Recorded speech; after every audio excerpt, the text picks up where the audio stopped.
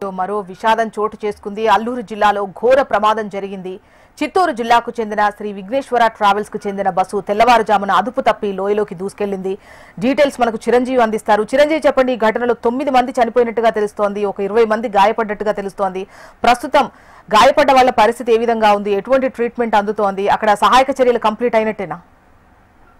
Maredumilli Bhadrachalam ghat road లో ఈ రోజు తెల్లవారుజామున 4 గంటల సమయంలో చిత్తూరుకు చెందిన ఒక పుణ్యక్షేత్రాలకు సంబంధించిన ఒక యాత్రికుల బస్సు అయితే ప్రమాదానికి గురైంది. అయితే వారు ఈ నెల 6వ తారీఖున బయలుదేరారు.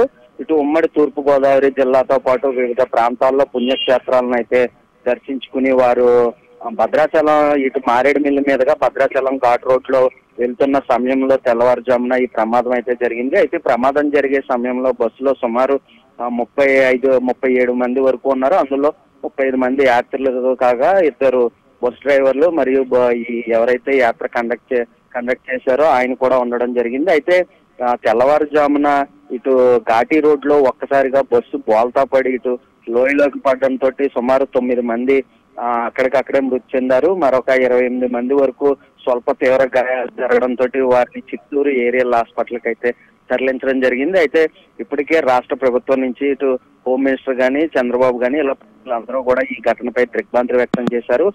ఎవరైతే క్షతగాత్రులు ఉన్నారో వారికి తక్షణ స్థాయిగా అన్ని కూడా అందించాలని కూడా ఇప్పటికే అధికారులను ఆదేశించడంతో సంఘటనా స్థలానికి అంబులెన్స్లు అయితే చేరుకుని వారిని చిత్తూరు ఏరియల్ హాస్పిటల్కి అయితే తరలించడం జరిగింది. అయితే కొంత ఇక్కడ ఏరియాలో ఏజెన్సీ ఏరియా కావడం వల్ల సిగ్నల్ లేకపోవడం వల్ల ప్రమాదం జరిగినా కూడా సమాచారం అందడం లేట్ అవడంతో కొంత ఆలస్యం అవడంతో కొంతమంది మృతి చెందారని అయితే కనుక మృతుల బంధువులు అయితే ఆరోపిస్తున్నారు. జోష్న.